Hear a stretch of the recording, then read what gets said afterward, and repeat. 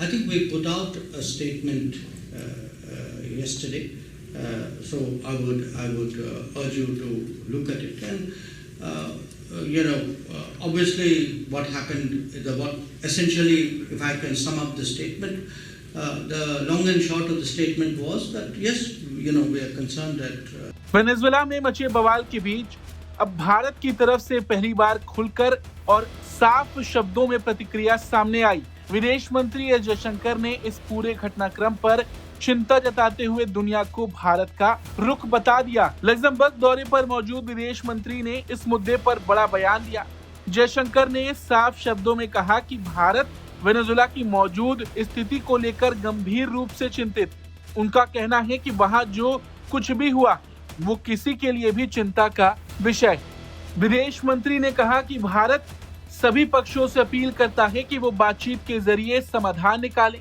उन्होंने साफ शब्दों में कहा कि किसी भी फैसले में वेनेजुएला के आम लोगों की सुरक्षा और भलाई को सबसे ऊपर रखा जाना चाहिए।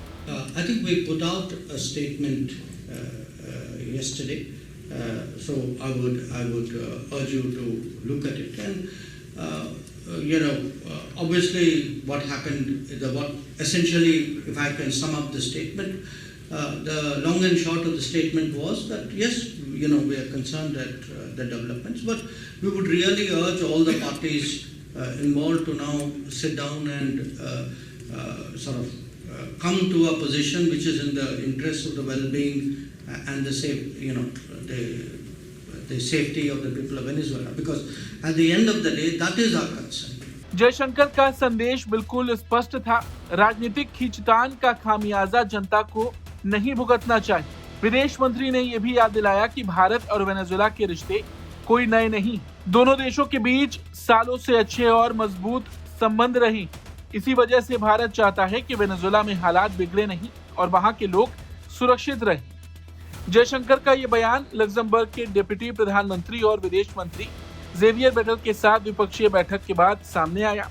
यानी यूरोप की धरती से भारत ने दुनिया को साफ संदेश दिया कि वो किसी एक पक्ष का नहीं बल्कि शांति और संवाद का समर्थन करता है। इससे पहले भारतीय विदेश मंत्रालय ने भी वेनेजुएला के हालात को लेकर बयान जारी किया था।